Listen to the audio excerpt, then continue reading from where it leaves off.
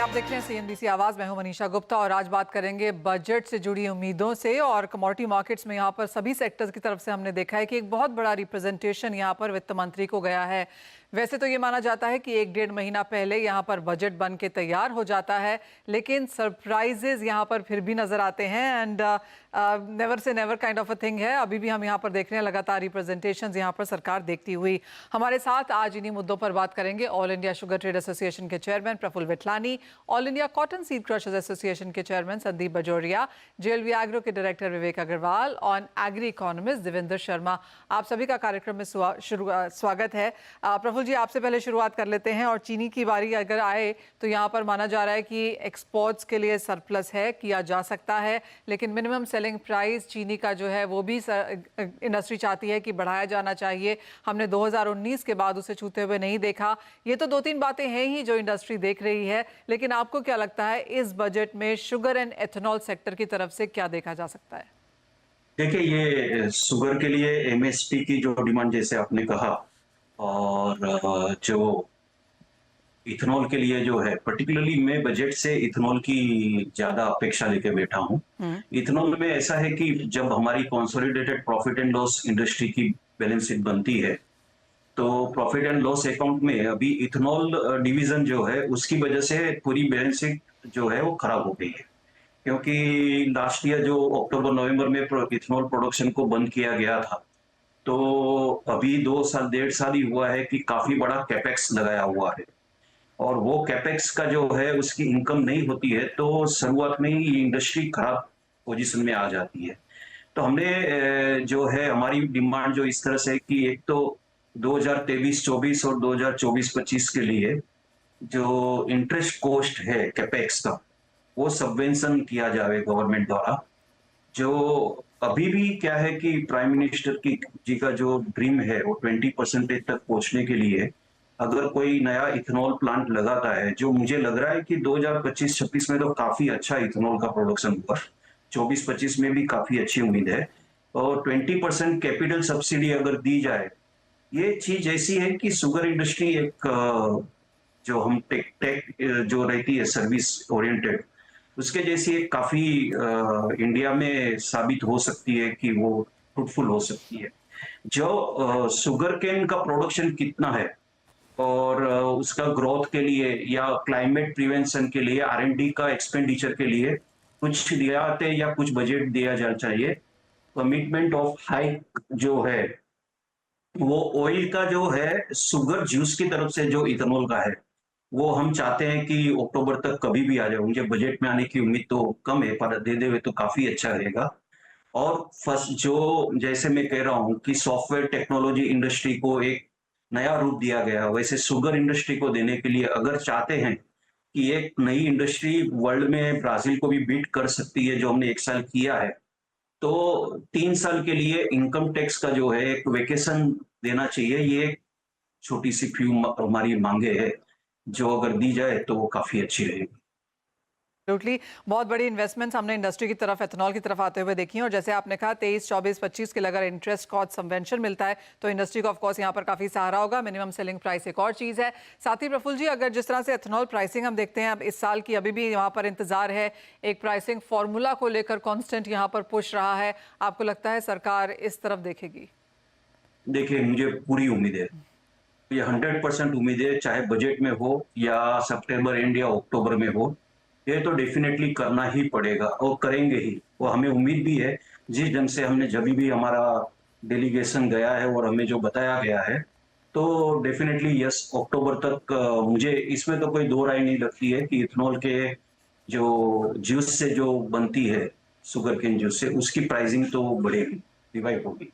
Pricing तो बढ़ेगी, लेकिन आपको लगता है कि सरकार यहाँ पर प्राइसिंग फॉर्मूला भी फाइनली देती हुई नजर आएगी एफआरपी के साथ कनेक्ट करके? नहीं, करना तो चाहिए ही। हमने नीति आयोग के रिस्पेक्टेड जो रमेश चंद है उनको भी मिले हैं, उनको भी हमने बोला है कि आप इस तरह से नहीं करेंगे तो जो एक उभरती इंडस्ट्री है वो रुक जाएगी। तो उन्होंने बोला भी definitely we will take care of it, उन्होंने बोला है, और ये आश्वासन हमारे लिए काफी है। All right.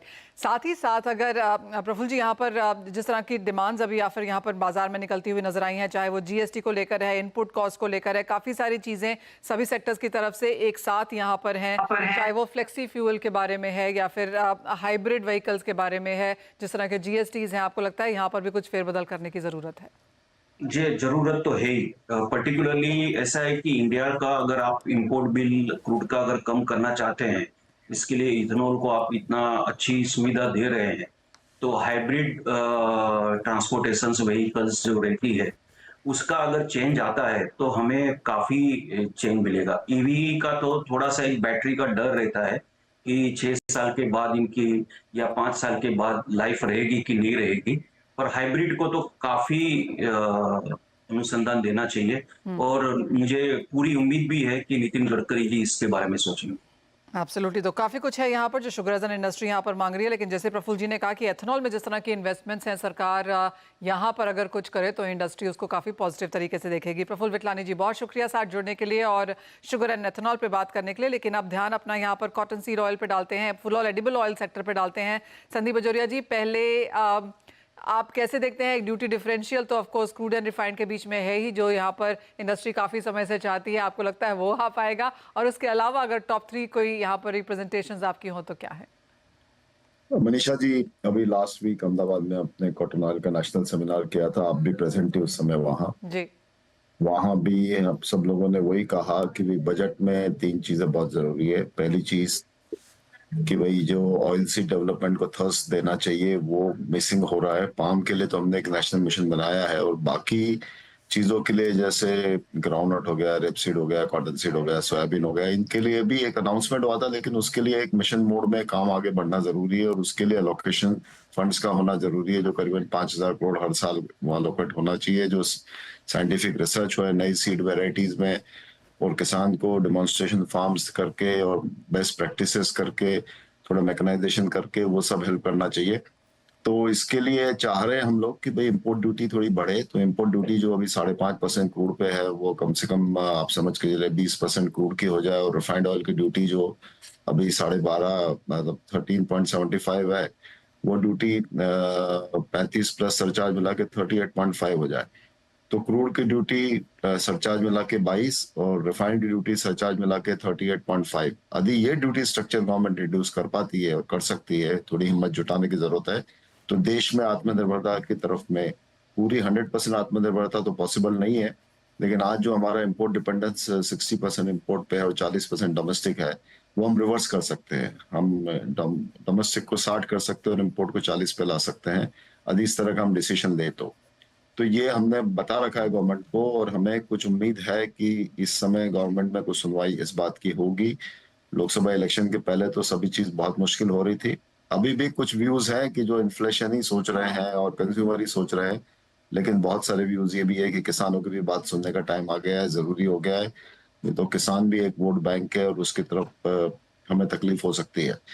एक तो ये बात रही, दूसरी बात रही इंडस्ट्री की, जहां तक सवाल है जो रिफाइनिंग इंडस्ट्री के सवाल है, तो हम देख रहे हैं मलेशिया इंडोनेशिया से क्रूड पाम ऑयल जो भाव में मिल रहा है, जैसे आज का मैं कहूँ तो अगर शिपमेंट का क्रूड पाम ऑयल का भाव है $965 और ओलिन जो पामोलिन फिनिश प्रोडक्ट है उसका भाव है $930-35।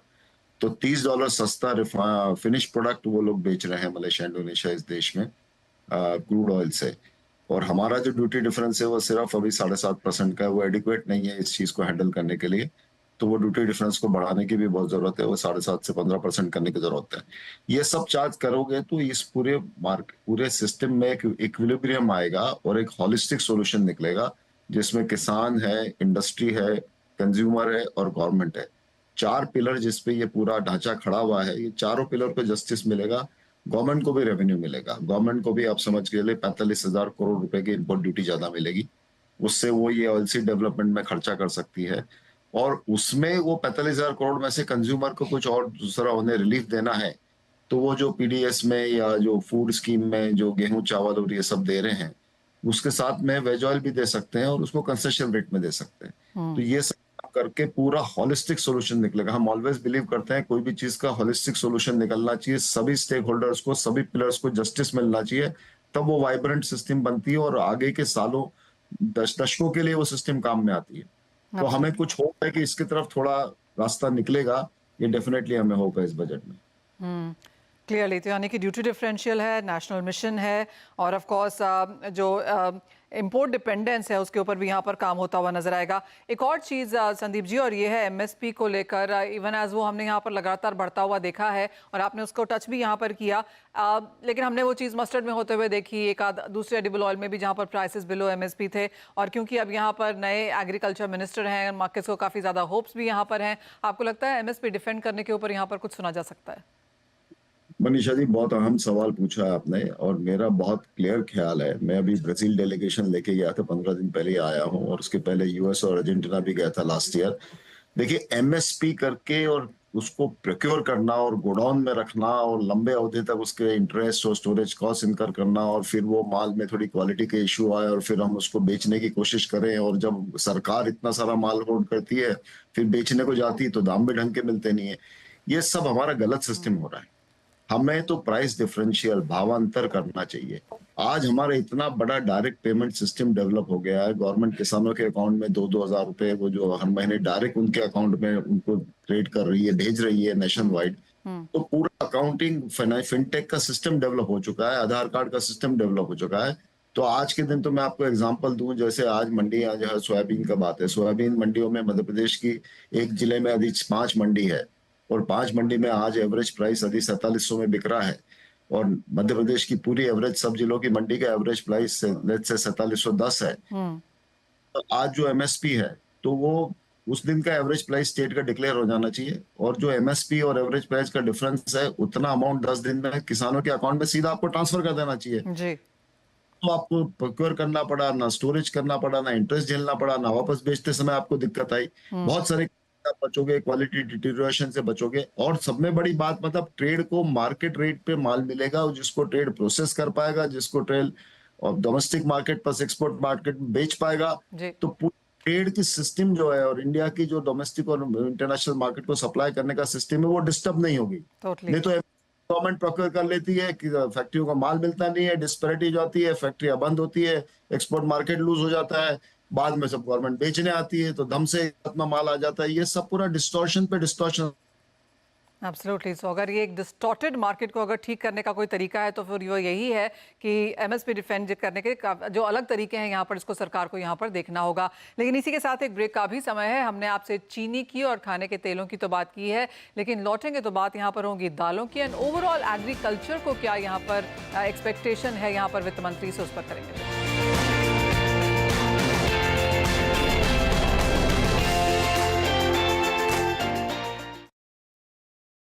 Mongia Steel presents Majboot Stocks of the Day.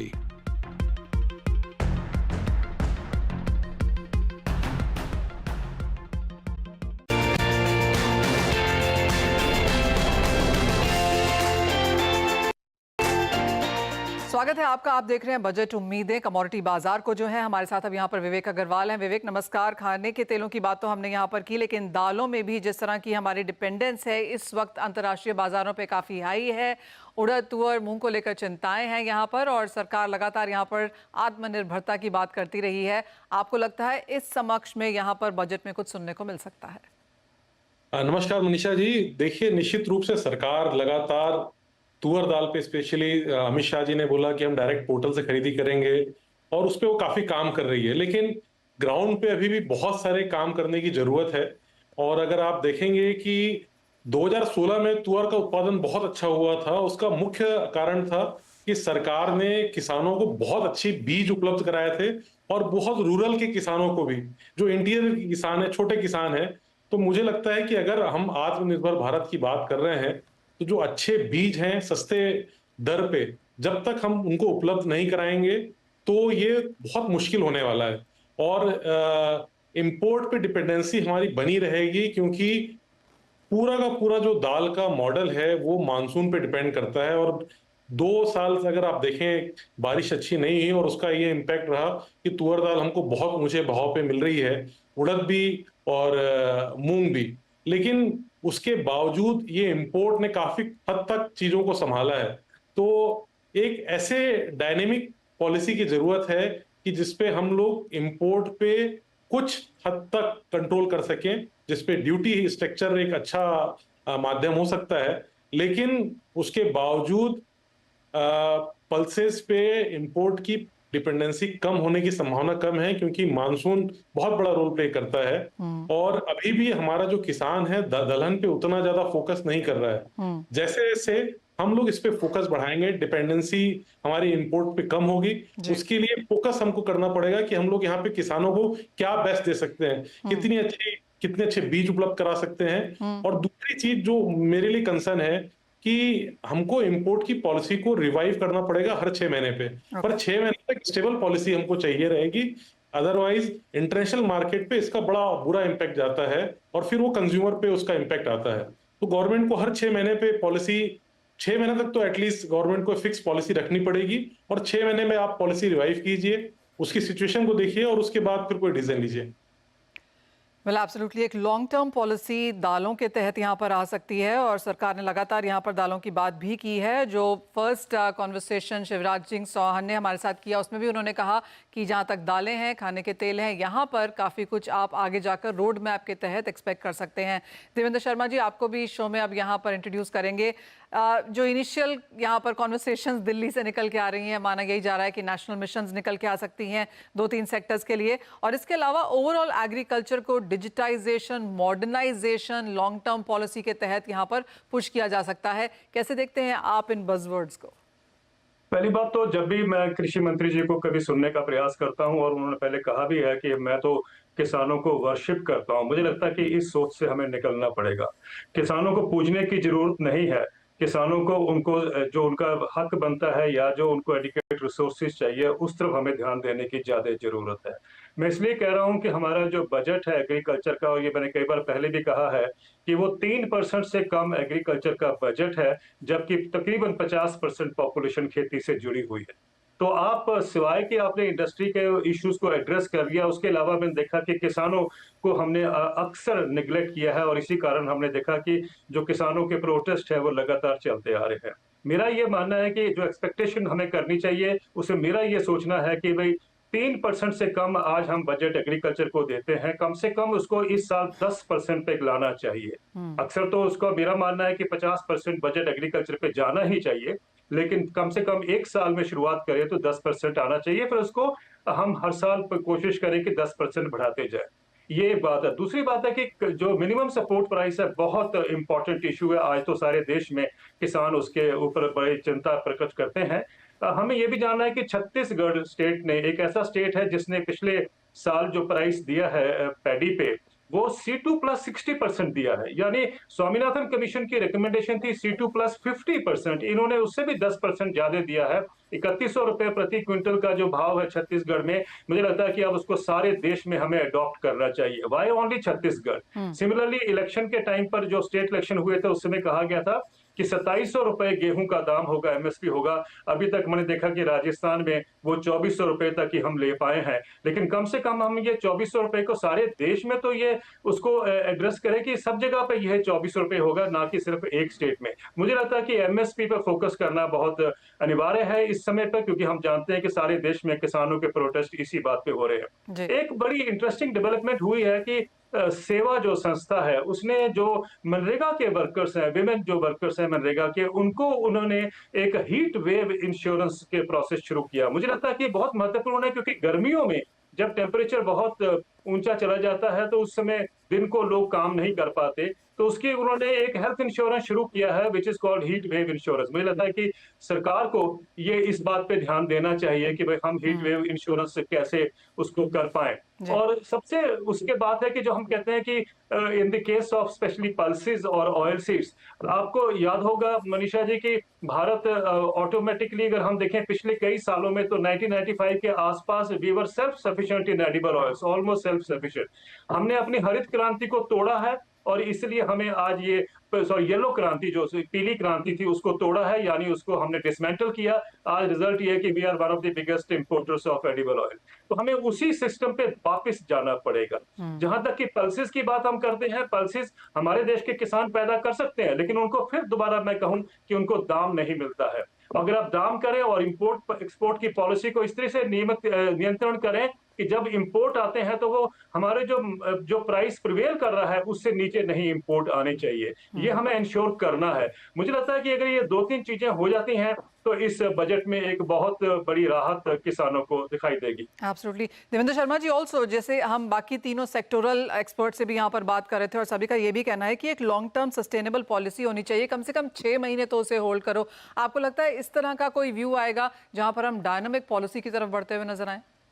बहुत जरूरी है एंड आई थिंक नए कृषि मंत्री जो आए हैं उन्होंने कई बातें कही हैं, अब उसको एक पॉलिसी के रूप में देने की जरूरत है। एक ये कई स्टेट्स में भी हो रहा है मनीषा जी कि हम इकोनॉमिक पॉलिसीज तो नहीं, एग्रीकल्चर की पॉलिसी लाने की बात कर रहे हैं। जैसे कि पंजाब में एग्रीकल्चर पॉलिसी की बात हो रही है, लेकिन मेरा मानना है कि उस पॉलिसी का क्या फायदा जब तक किसानों की इनकम ना बढ़े। अगर पंजाब में किसानों की इनकम जो मानी जाती है, जो ऑफिशियली वो 25,000 रुपए प्रति माह है, पर मंथ है, तो उस 25,000 को अगर हम 2 साल में 40,000 नहीं कर सकते हैं तो I think that policy has no meaning. तो होना ये चाहिए प्रयास कि हर पॉलिसी में ये बताया जाए कि हम किसान की इनकम को कितना बढ़ावा दे सकते हैं। मैं इसलिए कह रहा हूं मनीषा जी की लेटेस्ट फिगर्स हमारे पास यही कहते हैं कि किसान परिवार की औसतन आय देश में 10,218 रुपए है। अगर हम नॉन फार्म एक्टिविटीज को खत्म कर दें तो हमें देखते हैं कि 27 रुपए per day is the income from agriculture. मुझे बताइए कि किसान कैसे निर्वाह करता होगा इस 27 रुपए में जो कि ऑफिशियली इनकम आंकी गई है उसकी पर डे पे। तो I think the focus has to be on how to improve farmers income, और उसके लिए हम क्या प्रयास कर सकते हैं। Let us not worry about कि हमें इंडस्ट्री को ही सस्टेन करना है, हमें फार्मिंग को भी सस्टेन करना है। मुझे लगता है कि वो बहुत बड़ा एक फोकस होना चाहिए, क्योंकि एक जो 1991 में कहीं गलती हमसे हुई थी कि हमने सिर्फ इंडस्ट्री को एक इंजन ऑफ ग्रोथ माना। मुझे लगता है कि आज जरूरत है कि एग्रीकल्चर को हम सेकंड इंजन ऑफ ग्रोथ बनाने का प्रयास करें, तभी आप देखेंगे सबका साथ सबका विकास हो पाएगा। देवेंद्र शर्मा जी, जहां तक यहाँ पर दालों की बात है और वो थोड़ी सी एक कंसर्न भी रही है और विवेक आई एम श्योर उसमें अलूड कर सकते हैं, क्योंकि पिछले अगर हम 6-8 महीने में देखें तो लगातार यहाँ पर इन्फ्लेशन की चिंता अगर कहीं से निकल के आई है तो on one side vegetables and fruits की थी, जो भी हम देख रहे हैं हीट वेव के कारण बहुत सारी प्रोडक्शन वहां पर बर्बाद हुई, और दूसरा यहाँ पर दालें थी। आपको लगता है यहाँ पर एक बेहतर तवज्जो मिल पाएगी? जहां तक कि दालों की बात है, मुझे लगता है कि गवर्नमेंट को ये अब रियलाइज कर लेना चाहिए कि जब तक हम किसानों को एक अट्रैक्टिव प्राइस नहीं देंगे, दालों की पैदावार नहीं बढ़ सकती है। आज हमारे पास सिर्फ 2-3 मिलियन टन का, अगर मैं गलत नहीं हूं तो इतना हम इंपोर्ट करते हैं, उसकी भी जरूरत नहीं पड़ेगी अगर हम एडिक्वेट प्राइस किसानों को देते हैं। मुझे लगता है कि वो जरूरी है, और ये कहना कि किसान फोकस नहीं करना चाहते, वो क्यों फोकस करेगा जब उसके अंदर उसको कोई अट्रैक्टिव प्राइस नहीं मिलता या उसको प्रॉफिटेबल प्राइस नहीं मिलता है। तो ये फोकस हमारा हो जाएगा तो मुझे लगता है कि हम दालों की तरफ बढ़ेंगे। लेकिन इसमें सबसे महत्वपूर्ण चीज ये है कि हमने जो MOU साइन किए हुए हैं अफ्रीकन कंट्रीज के साथ कि हम वहां से मजबूरन दाल खरीदेंगे, वो एक बहुत बड़ा फैक्टर है। I think we have to get out of that also. जब ये हमने किया था तब भी मैंने कहा था कि ये गलत नीति है कि हम अफ्रीका के फार्मर्स को हम उतनी सपोर्ट करें जो हम भारत के किसानों को करनी चाहिए। इंडिया के किसान भी कर सकते हैं अगर हम उनको एडिक्वेट सपोर्ट देंगे। तो मुझे लगता है कि MSP will play a very dominant factor and an important जो क्राइटेरिया होना चाहिए कि हम दालों को प्रोडक्शन को कैसे बढ़ाएं। एब्सोल्युटली, काफ़ी सारी चीज़ें हैं और देखना ये होगा कि वित्त मंत्री कहाँ कहाँ ध्यान दे पाते हैं। जैसे कहा गया कि ऑफ कोर्स इलेक्शंस के चलते यहाँ पर कुछ मजबूरियाँ ज़रूर थी, लेकिन अभी भी कुछ स्टेट इलेक्शंस बाकी हैं और किस तरह से ये शेप अप होता है इसको देखना काफ़ी इंटरेस्टिंग रहेगा। बहुत शुक्रिया देवेंद्र शर्मा जी हमारे साथ जुड़ने के लिए, विवेक जी आपका, संदीप जी एंड प्रफुल्ल विटलानी जी आप सभी का बहुत शुक्रिया, और वो काफ़ी वैलिड पॉइंट्स हमारे समक्ष रखने के लिए। ऑफ कोर्स एक ही हफ्ता बचा है ये देखने के लिए कि क्या कुछ इसमें से अब वित्त मंत्री एक्चुअली अनाउंस करती हैं उस बजट स्पीच में। लेकिन तब तक फिलहाल मुझे इस कार्यक्रम में दीजिए इजाजत। आप बने रहिए CNBC आवाज़।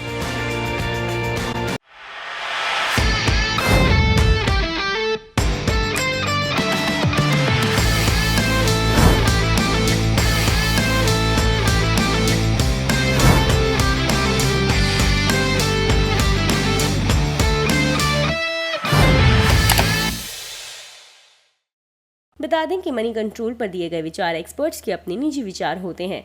वेबसाइट या मैनेजमेंट इसके लिए उत्तरदायी नहीं है। यूजर्स को मनी कंट्रोल की सलाह है कि कोई भी निवेश निर्णय लेने से पहले सर्टिफाइड एक्सपर्ट की सलाह लें।